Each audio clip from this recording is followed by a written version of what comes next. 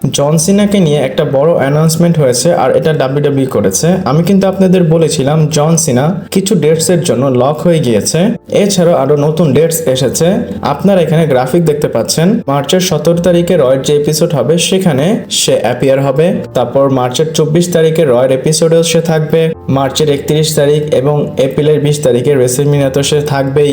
রেসলমিনিয়ার পরে যে স্ম্যাকডাউনটা হবে এপ্রিলের 25 তারিখের এপিসোড, সেখানে সে থাকবে। এবং অনেকেই বলতেছে যে জন সিনা তো এবার চ্যাম্পিয়নশিপ জিতবেই, কারণ রেসলমিনিয়ার পরের এপিসোডেই তাকে অ্যাডভার্টাইজ করা হয়েছে। এরপরে মার্চের 25 তারিখে যে স্যাটারডে নাইট মেইন ইভেন্ট হবে সেখানেও তাকে অ্যানাউন্স করা হয়েছে। এরপর মে মাসের 30 তারিখের স্ম্যাকডাউনের এপিসোডে, জুনের 13 তারিখে, জুনের 20 তারিখের যে এপিসোডগুলো হবে স্ম্যাকডাউনের সেখানে সে অ্যাপিয়ার হবে। আর আমার মনে হয় র স্ম্যাকডাউনে দুই জায়গায় জন সিনা ওয়াক করবে। আর আপনাদের কি মনে হয় কমেন্ট করে জানাবেন। আর আজকে অনেক আপডেট দেব, চলুন শুরু করা যাক। Hello viewers, welcome to wrestle Bangla BD. The American nightmare Cody রোডসের বিষয় বলবো। এবং কোডি রোডসকে অরিজিনালি ডাব্লিউডাব্লিউ হিল বানাতে চেয়েছিল এবং রক চেয়েছিল যেন কোডি রোডস হিল হয়, এবং পরে গিয়ে প্ল্যানটা চেঞ্জ হয়েছে। এবং কেন হয়েছে পুরোটা আমি আপনাদের বলবো। আর এখানে আপনারা দেখতে পাচ্ছেন সোর্স হচ্ছে রেসলিং অবজারভার নিউজ লেটার, অবশ্যই এটা ডেভ মেসার বলেছে। এবং লিখে আছে the Rock was reputedly pushing for Cody Rhodes to heel turn in the blind to WrestleMania, but Rhodes turn down the idea. তো রেসলিং অবজারভার নিউজ লেটারে Dave Meltzer বলতেছে Rock originally আগে পুশ করেছিল Cody রোডসকে এবং সে চেয়েছিল যেন কোডি রোডস হিল হয়, আর কোডি রোডস এই আইডিয়াটা টার্ন ডাউন করেছে। এক কথায় কোডি রোডস রিফিউজ করেছে রকের আইডিয়াকে। আর সে কেন হিল হবে না এটার পিছনে মাল্টিপল রিজনও হতে পারে। কোডি হয়তো রিয়েলাইজ করেছে এখন সঠিক সময় না হিল টানের জন্য। সে জাস্ট 1 বছর হয়েছে টাইটেলটা জিতেছে, সে কেন হিল হবে এটাও কিন্তু একটা প্রশ্ন। আর যদি সে হিল হয় তাহলে কোম্পানির বিগেস্ট বেবি ফেস কে হবে? আপনারা জানেন কোডি রোডস এখন কোম্পানির বিগেস্ট বেবি ফেস। আর যদি কোডি রোডস হিল হতো তাহলে আপনারা জন সিনাকে হিল হতে দেখতে পারতেন না। কোডি হয়নি দেখে জন সিনা হিল টার্ন করেছে।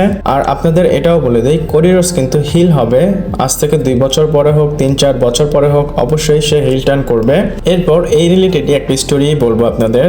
আর অরিজিনাল যে প্ল্যান ছিল জন সিনার হিল টার্ন, সেটা হচ্ছে রেসলমেনিয়াতে সে হিল টার্ন করবে। আপনারা এখানে দেখতে পাচ্ছেন এটাও ডেভ মেডিসর বলেছে রেসলিং অবজারভার নিউজ লেটারে। John Cena's heel turn was reputedly originally plan to happen at WrestleMania, but it was decided on the day to do it at Elimination Chamber. এবং Dave Meltzer বলতেছে original plan এমনটা ছিল জন সিনা এখন না, সে রেসলমেনিয়াতে hill turn করতো। যদি সে রেসলমেনিয়াতে hill turn করতো সেখানে দুইটা জিনিস হতো, হয় সে কোডি রোডসের থেকে হারার পর কোডি রোডসের উপর টার্ন করতো, না হয় সে চিটিং করে আনডিসপিউটেড চ্যাম্পিয়ন হয়ে যেত। আই থিঙ্ক এলিমিনেশন চেম্বারে যে মুভ সেটা ভালো ছিল। আর কোডি এবং জন সিনা এদের মধ্যে কে জিতবে রেসলমেনিয়াতে কমেন্ট করে জানাবেন। এরপর গোল্ডবার্ডের বিষয় বলবো। এবং সে এসে গিয়েছে, কিন্তু সে টুইটারে এসেছে এবং টুইটারে লিখেছে আই এম ব্যাক এবং হাত জোর করার একটা ইমোজি, পাশাপাশি অ্যাংরি রাগান্বিত একটা ইমোজি দিয়েছে। আর যদি আপনারা গোল্ডবার্ডের লাস্ট টুইট দেখেন, 2018 সালে সে টুইট করেছিল আর এখন 2025 সালে এসে টুইট করলো। আমার মনে হয় গোল্ডবার্ড যদি এবার আসে আলাদা কিছু একটা করবে। এবং তার কমেন্টে অনেকেই বলতেছে ব্রন বেকারের সাথে তোমার ম্যাচ হওয়া উচিত, রেসলমেনিয়াতে ম্যাচ করা উচিত, অথবা সৌদি আরবিয়াতে ম্যাচ করা উচিত। আর সে কি করবে টুইটারে যেহেতু স্ট্যাটাস দিয়েছে, সামনে গিয়ে বোঝা যাবে। এরপর ড্রু ম্যাকিন্টায়ারের বিষয় বলবো। এবং সে অনেকদিন পর টুইটারে এসেছে এবং আপনার এখানে তার টুইট দেখতে পাচ্ছেন। সে লিখেছে ইউ ওয়ানা ডু ইট টেমু টেকার। আর টেমু মানে সে হয়তো এখানে খারাপ বলতেছে অথবা বলতেছে তুমি ফালতু। আর এরকম কিন্তু সে আরো একবার বলেছিল যে তুমি বাইসেক্সুয়াল আন্ডারটেকার, সেটা নিয়েও কিন্তু ফ্যান অনেক মজা করেছে। আর যদি এই টুইটার কথা বলি, এখানে 25,000-এর উপরে লাইক আছে। এরপরে রোমান রেন্সের বিষয় বলবো। আর হ্যাঁ, রোমান রেন্স আসবে না, কিন্তু রোমান রেন্সের একটা মার্চেন্ডাইজ চলে এসেছে এবং এখানে ফাঙ্কো পপ দেখতে পাচ্ছেন, সেখানে রোমান রেন্সকে অ্যাড করা হয়েছে। এখানে রোমান রেন্সের খেলনা চলে আসতেছে কিন্তু রোমান রেন্স আসতেছে না।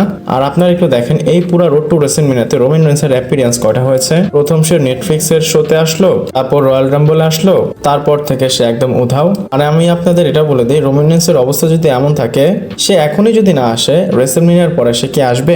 এটা এমন একটা টাইম, এটা রোড টু রেসলমেনিয়ার সময় আমরা এক্সপেক্ট করি যেই সুপারস্টার না আসার কথা সেও আসবে এবং রেসলমেনিয়ার জন্য বিল্ড করবে। বাট এখানে আমরা একটু চিল হতে পারি, কারণ মান্নে ট্রয়ে যে স্টিল কেজ ম্যাচ হবে সেখানে হয়তো সে আসতে পারে। আপনাদের কি মনে হয় সে কি আসবে না কমেন্ট করে জানাবেন।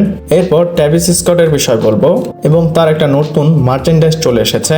আর যদি আপনারা দেখেন এটা আপনাদের ভালো লাগবে, এখানে লেখা আছে রেসলিং ইজ রিয়েল এবং ডাব্লিউডাব্লিউর পুরানো যে লোগো ডাব্লিউডাব্লিউ লেখা সেটা আছে। আর পেছনে যদি দেখেন পেছনের ফটোতে জন সিনা, ট্র্যাভিস স্কট এবং রক আছে। অবশ্যই এই মার্চেন্ডাইজটা অনেক বেশি সেল হবে, এমনিতে ট্র্যাভিস স্কট অনেক বেশি পপুলার আর উপর দিয়ে লেখা আছে রেসলিং ইজ রিয়েল, অবশ্যই ফ্যানরা এটা কিনবে। আর যদি গ্রাফিক্যালি ডিজাইনের কথা বলি, এখানে কোনো ডিজাইন নেই, ওইভাবে ডিজাইন করা হয়নি, বাট দেখতে খুব ভালো লাগতেছে। আপনাদের কেমন লেগেছে কমেন্ট করে জানাবেন। এরপর মানডে নাইট রয়ের বিষয় বলবো এবং রয়ের জন্য কি কি কনফার্ম আপনাদের আমি এক ঝলক বলে দিই। মানডে নাইট রতে Seth freaking Rollins versus CM পাঙ্কের স্টিল কেচ ম্যাচ হবে আর অবশ্যই এটা মেইন ইভেন্টে হবে। আর যদি এটা মেইন ইভেন্টে হয় হয়তো কাউকে আমরা দেখতে পারি যে কিনা এখানে আসবে এবং সেথ রলিন্সের থেকে তার বদলাটা নিবে। দেন কোডি রোডস এখানে অ্যাডভার্টাইজ আছে আর সে অ্যাপিয়ার হবে কি হবে না সেটা জানি না, হয়তো সে ডার্ক ম্যাচে বা শোটা শেষ হওয়ার পর আসবে।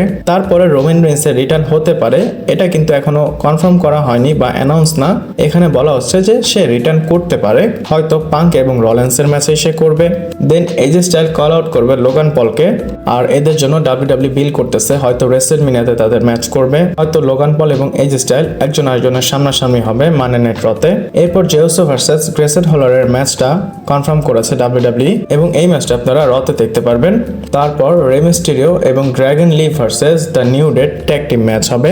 আর এখানে আমার একটা জিনিস পছন্দ হয়নি, জেউসো কেন গ্রেসন হলার সাথে ম্যাচ করবে? সে তো রেসলমেনিয়াতে ওয়ার্ল্ড টাইটেলের জন্য যাবে, সে গ্রেসন হলারকে ফেস না করে অন্য কাউকে বা আরো ভালো কাউকে ফেস করতে পারতো। আর ওয়ার্ল্ড হেভিওয়েট টাইটেলের বিষয় যদি বলি, সেটার ফিউচার হয়তো ডার্ক, কারণ গুন্থারকে আমি ভেবেছিলাম ডাব্লিউডাব্লিউ ওইভাবে বুকিং করবে যেভাবে ইন্টারকন্টিনেন্টাল টাইটেলটা দেওয়ার পর বুকিং করেছিল, বাট জেউসোকে যদি দেয় সেই টাইটেলটা আরো বেশি নষ্ট হবে। আর আপনাদের কি মনে হয় কমেন্ট করে জানাবেন। এরপর মানডে নাইট রয়ের বিষয় বলবো। আর আপনারা জানেন এই মানডে নাইট রটা মেডিসিন স্কয়ার গার্ডেনে হবে। এই রতে ডাব্লিউডাব্লিউ প্রেজেন্টেশনে কিছু চেঞ্জ করবে এবং বলা হচ্ছে ডাব্লিউডাব্লিউ এইখানে অনেক ফ্যানদের ফিট করবে এবং স্টেজটা তারা আরো পিছনে নিবে এবং মানডে নাইট রতে আপনারা দেখতে পারবেন আন্ডারগ্রাউন্ডের একটা এন্ট্রেন্স হবে যেন অনেক ফ্যানরা সেখানে ফিট হতে পারে। এটা শিওর ডাব্লিউডাব্লিউ প্রেজেন্টেশনে অনেক চেঞ্জ করবে। যাবার আগে লোগান পলের একটা ভিডিও দেখাই আপনাদের। আর লোগান পল কেন ডাব্লিউডাব্লিউর বেস্ট ফর বিজনেস এটা তার একটা এক্সাম্পল। এবং যত বড় বড় সেলিব্রিটি আছে, ইউটিউবার বা যারা ফেমাস, তাদেরকে নিয়ে একটা ফুটবল গেমস অ্যানাউন্স করা হয়েছে। সেখানে যখন গোল হিট হয় লোগান পলের টিমের, আর যে গোলটা করেছে লোগান পল তাকে সুপ্লেক্স মেরে দিয়েছে এবং 1 2 3 করেছে। আর এই ভিডিওটা টুইটারে অনেক বেশি ভাইরাল হচ্ছে।